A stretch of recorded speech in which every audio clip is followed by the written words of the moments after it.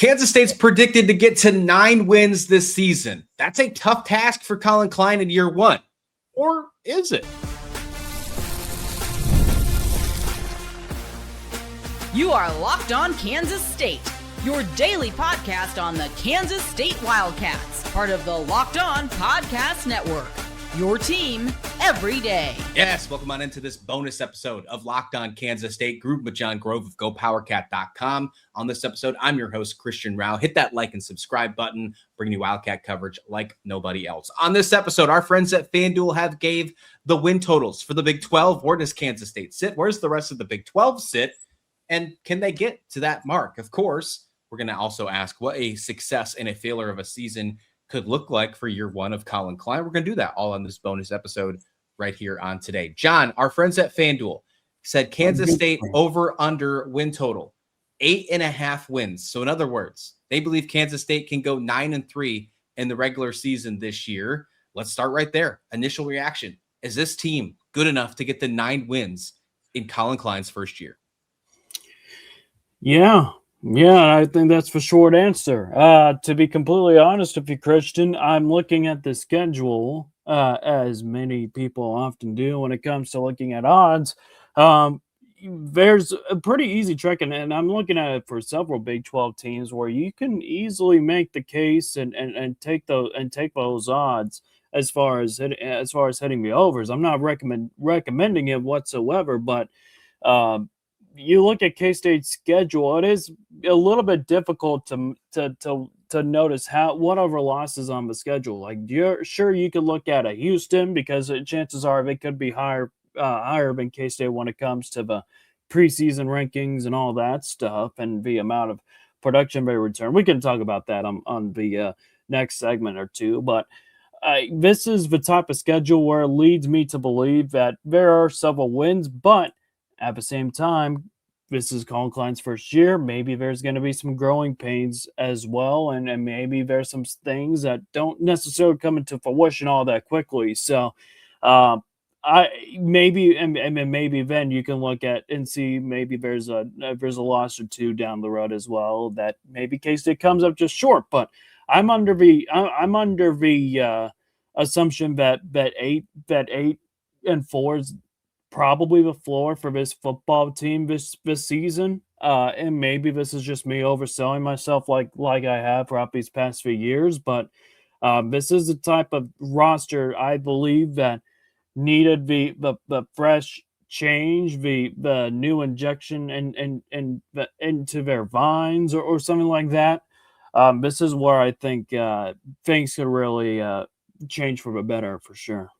Yeah, I mean, looking at the schedule, if you think you could be a 9-win team, then you have to tell yourself, okay, how do you make sure you don't lose 4? How do you make sure that if you, in your case, you think 8-4 is the floor? Great.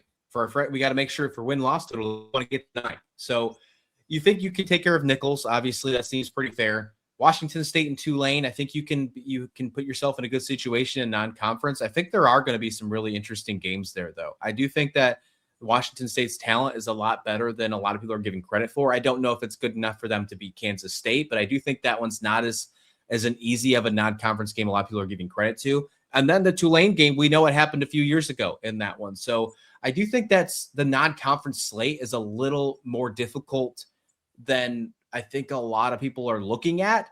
Doesn't mean I don't think Kansas State comes out on top with all of them. Then you have a Cincinnati Big 12 opener on the road. We'll see how Cincinnati is without Brendan Sorsby. They're one of 2 teams in the Big 12 that is without Brendan Sorsby this year. And then you play that Houston game. Then you play the Sunflower Showdown named Arizona State. The middle of that schedule is certainly a really tough run here. Assuming that you can get through all the way to that Houston game unscathed, where do you see 4 losses? Let's go there.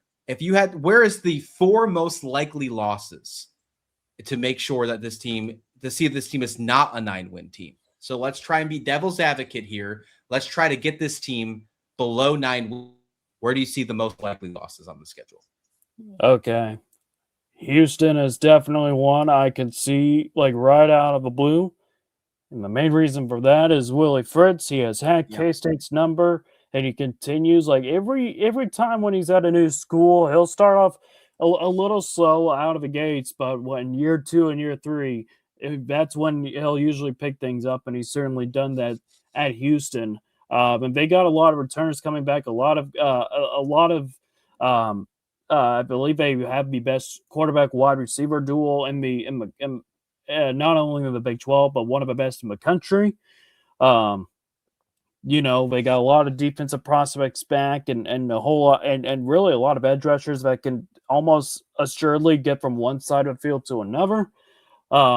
That could easily be one where I could see K-State lose, just for the fact that Willie Fritz is inevitable for whatever reason when it comes to playing K-State, and that he is a Kansas native. He'll take these type of games as a Super Bowl. So that's one. Maybe Arizona State, because I think that one's going to be penciled in for a late night kick in the desert. It's going to be an ESPN program game, so that's going to be odds are that could be the late night game. K-State's had the tendency to struggle in those late night games, and Kenny Dillingham got the best of the Wildcats 2 years ago in Manhattan. We'll see if they're able to kind of retrace some of those similar traits to what they had a few years ago, even without Sam Levitt and Jordan Tyson. That's another game I look at. I'll even say this. If K-State is having a hard time containing the run game, I could look at Oklahoma State and Manhattan being as another possibility. That is a completely revamped Oklahoma State roster under Eric Morris, and that could be another possibility there, especially if K-State sees several injuries on the defensive side of the field begin to pop up late in the season. And then the fourth one, this is kind of where I find it difficult. Maybe TCU and Fort Worth, given that it is that the last time the Cats played in Fort Worth, they came out empty-handed. But I don't know. That one's just about as even as 50-50 you can make it as a game. And maybe I lean K-State towards having the slight advantage there. Maybe even in Arizona, because they have Noah Fafita coming back, as well as Trey Spivey and several other key wide receivers there too. So that's several of the opponents I look at. K-State historically in the Kleiman era has struggled against Group of 5 teams. So maybe Washington State, maybe Tulane could pull off a surprise, but I don't know. I mean, you're also kind of getting a better shot against Washington State in the sense that you'll have more time to prepare. They had to face Washington on a Sunday and in Seattle, and then they'll have to get up and early for an 11 a.m. kick in Manhattan. So that's gonna be something to monitor too. I don't know. Those are just several of the observations that I have, at least as far as who K-State could trip up against. Yeah, absolutely. And if you find a way to just win, you gave 5. Assuming that you win that non-conference, if you find a way to win, 2 of those 5, you're a 9-win ball club. If everything else works out pretty well. Let's look at what the rest of the Big 12 looks like. Some of the teams that of course, we want to pay attention to over here at Locked On Kansas State, and ask the question: if you don't get to 9 wins, if you don't get what FanDuel believes, is it considered a failure of a season? We'll do that next on this bonus episode of Locked On Kansas State. Hey, but first, our episode, Locked On Kansas State, is brought to you by our friends at Odoo. Running a business shouldn't feel like you're trying to connect a bunch of systems that was never designed to work together. One app for accounting, another for inventory, another for sales. It gets tiring, and somehow none of them talk to each other. That's where Odoo comes in. Odoo is an all-in-one business management software that brings every part of your business together in one powerful platform. From sales to accounting to inventory and marketing, everything works in one place, helping your team move faster, stay organized, and focused, and growing your business instead of managing software. Look, we talk about Collin Klein, how great he's doing on the recruiting trail, having a very close top 25 class in the 2027 cycle. He's getting flips. He's not slowing down, but it's not just him. It's the rest of his staff. He's staying organized. He's working together with, his recruiting staff, making the right phone calls, getting the offers, the finances, everything. He's staying organized, and that's how you stay successful, because great organizations win because operations matter. And that's why you should get Odoo. Try it for free today at odoo.com/lockedon. That's odoo.com/lockedon. This episode of Locked On Kansas State is also brought to you by Indeed Sponsored Jobs. Workplace chaos can show up fast. That's where Indeed Sponsored Jobs comes in. Indeed Sponsored Jobs helps you reach candidates who actually fit what you're looking for based on skills, experience, and location. So finding the right person can make all the difference, whether it's building a business or building a winning team. For Collin Klein and his recruiting staff, getting guys in there like some of the best defensive line coaches that are working, bringing in 3 recruits already in the 2027 class, or what Tad Ward of the wide receiver coaches is doing, bringing in flips like Brooklyn Maxey. A lot of big deals happening. You're finding the right fits and making sure it works for your program. And if it's your program or your business and you want to spend less time searching and more time actually interviewing candidates who check all your boxes with less stress, less time, more results, when you need the right person to cut through the chaos, this is a job for Indeed Sponsored Jobs. Listeners to this show will get a $75 sponsored job credit to help you get the job, the premium status it deserves at Indeed.com/podcast. Just go to Indeed.com/podcast right now and support our show by saying you heard about Indeed on this podcast. Indeed.com/podcast. Terms and conditions apply. But if you need to hire, this is a job for Indeed Sponsored Jobs. Let's dive into it right here on this Locked On bonus coverage. Locked On Kansas State, and 9 wins. That's what our friends at FanDuel says that Kansas State's going to get to this upcoming season. We gave a path to make it happen. But here's the biggest question, John. If it doesn't happen in Collin Klein's first year, if he doesn't get to the 9-win threshold, something that we heard about year in, year out that Chris Kleiman continued to do, how he got this team to multiple 9 wins. 9 is one of those little magical numbers inside of this program. If he can't do it in year 1, will the majority of the fan base see this as a failure of a season for Collin Klein? You know, over the past few years, K-State, you're right. They have gotten into the threshold of the 8 wins and the 9 wins. But the question is, how did it get to that point?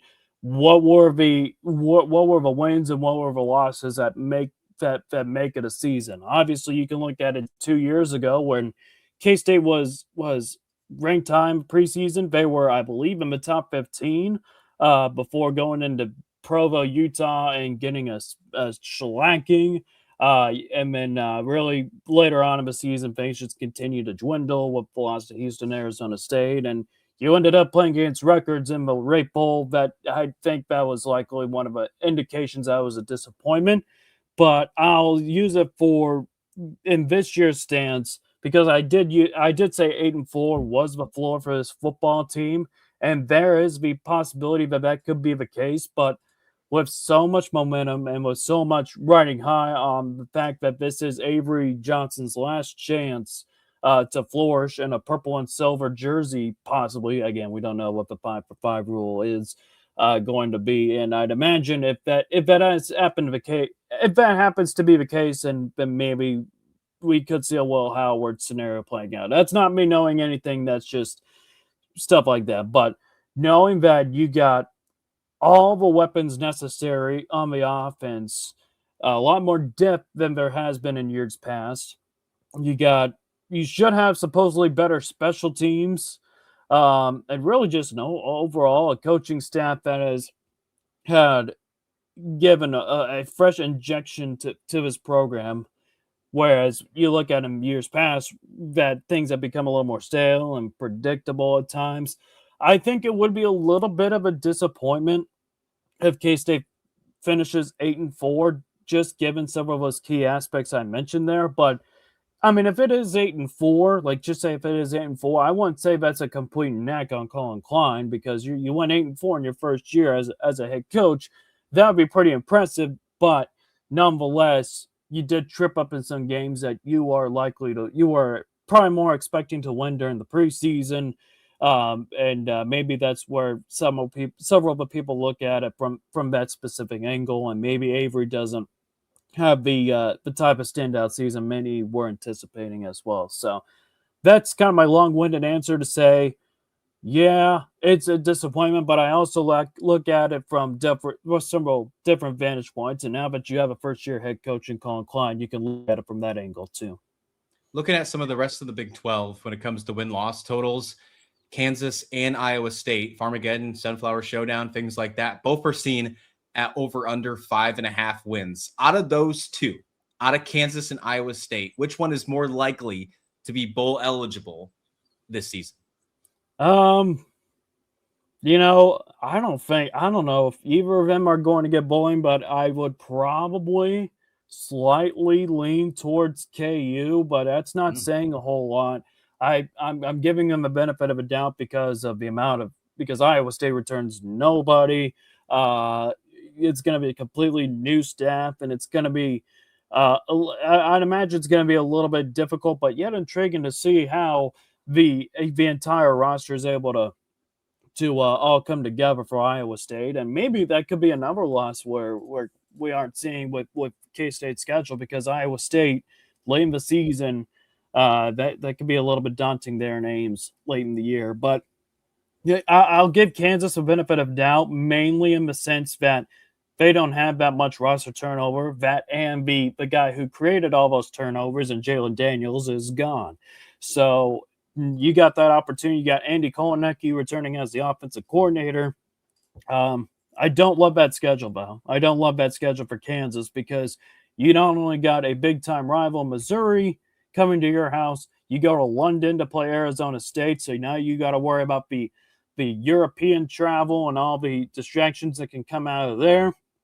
And then not only that, but I mean, you'll have a bye in Middle Tennessee, sure, but that's going to be sandwiched right before a 2-game road slate with Utah and K-State too. So you're spending a lot of time away from Memorial Stadium, and as far as conference play goes, and that's kind of where I'm at a pause there with KU. But the back half of it doesn't seem all that bad. You got Baylor and UCF, I believe, coming to your house too. So I'd lean towards Kansas slightly, but I don't think they're going to be in for a big year either. Okay. Every team on here, final thoughts here, every team on our friends at FanDuel's the win-loss totals right now for the Big 12 all have bowl aspirations to it, meaning that every single team is at least at 5.5 wins for over-under, except Colorado. Colorado is seen as the worst team in the league right now, according to our friends at FanDuel. Their over-under is sitting at 4.5. At the very top still sits Texas Tech. Even without Brendan Sorsby, they're still sitting at over-under 10.5 wins. Do you see Texas Tech going 11-1 or better still without the Brendan Sorsby issue happening? No. I think they're going to trip up. I think they're going to trip up. I think the situation at Texas Tech, what the quarterback situation especially, leads me to believe that. It leads me to believe that they have placed all their chips on the table for Brendan Sorsby. I mean, you wouldn't go out and get a quarterback like Brendan Sorsby without knowing the status of Will Hammond. And what it is right now is that it looks like he's going to be a guy that he could miss out on the first 2 games of the year with Abilene Christian and Oregon State before coming back from injury. I mean, what was it? It wasn't an MCL tear. I think that's what he heard. Yeah, I think it was an MCL tear. Yeah. So he's going to be a little bit. It's going to be a little bit of a while for him to kind of get back in the groove. And we even saw last year, even when he was back up, they tend to they had some turnover problems at Arizona State, and they had a loss out of it last year. So you look at this year's schedule and you're thinking, well, you got Houston at home, a Houston team that's going to be darn better than they were in years past. You got both Arizona teams, not to mention you got a road trip to Stillwater. I'd imagine if Oklahoma State, if they are on the right course with Eric Morris, that game could be a very big game for Oklahoma State as well.